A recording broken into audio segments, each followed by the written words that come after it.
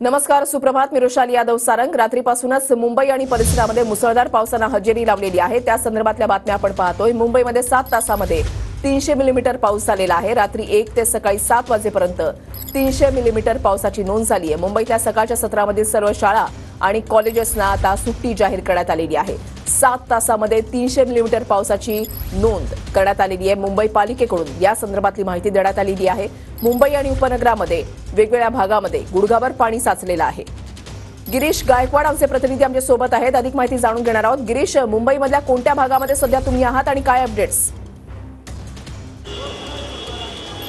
नक्कीच वृषाली, मी सध्या मुंबईच्या माटुंगा गांधी मार्केट परिसरामध्ये आपण स्वतः गुडघाभर पाण्यामध्ये या ठिकाणी उभे असल्याचं चित्र स्पष्टपणे आपण पाहू शकता. आणि सगळी दृश्य जर पाहिली तर आपल्या लक्षात येईल की कशा पद्धतीचं वातावरण सध्या या ठिकाणी आहे. महानगरपालिकेची टीम तैनात करण्यात आलेली आहे. बूस्टर पंप लावण्यात आला, पण आज 7:30 पर्यंत समुद्राला भरती आहे. त्यामुळे ही परिस्थिती अशीच राहील असं बोललं जातं. त्यानंतर जर पाऊस पडला नाही तर मात्र पाणी ओसरेल असं सांगण्यात येतं आहे. आणि जर पाऊस दिवसभर पडला तर ही परिस्थिती याहूनही भयंकर होऊ शकते अशी सुद्धा शक्यता वर्तवण्यात येते. त्यामुळे मुंबईकरांनी घराबाहेर पडताना काळजी घ्यावी, सावधानता बाळगावी असं सुद्धा बोललं जातं. जर आकडे पाहिले तर आपल्याला स्पष्टपणे पाहायला मिळेल की काल रात्री 1 वाजेपासून पावसाला सुरुवात झाली. अगदी ढगफुटी सदृश्य पाऊस पडला आणि त्यामध्ये 300 मिलीमीटरपेक्षाही अधिक पावसाची नोंद झाली आहे. काही सखल भागांमध्ये जोरदार पावसामुळे पाणी साचलंय. यात कुर्ला, चेंबूर, घाटकोपर, चांदिवली आणि आसपासच्या परिसरांचा समावेश आहे. ज्या ज्या ठिकाणी सखल भाग आहे, लोअर परेल झाला, हिंदमाता झाला, त्या ठिकाणी सुद्धा पाणी भरल्याची नोंद आहे. आज देखील जोरदार पाऊस होणार आहे आणि त्या पार्श्वभूमीवर विद्यार्थ्यांची गैरसोय होऊ नये म्हणून महानगरपालिकेतील सर्व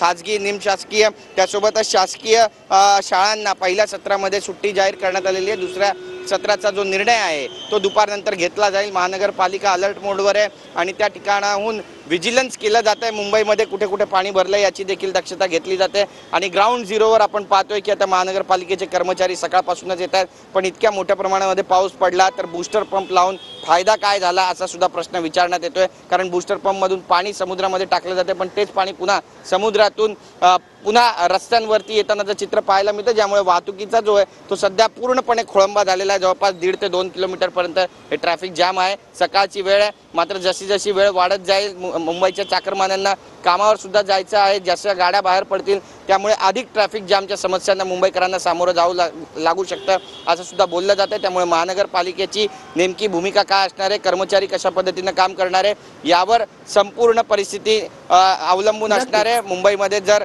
दिवसभर पाऊस अशाच पद्धतीनं पडला आणि पडेल असं बोललं जातं, त्यामुळे मुंबईकरांनी आरोग्याची आणि स्वतःची काळजी घ्यावी असं बोललं जातं.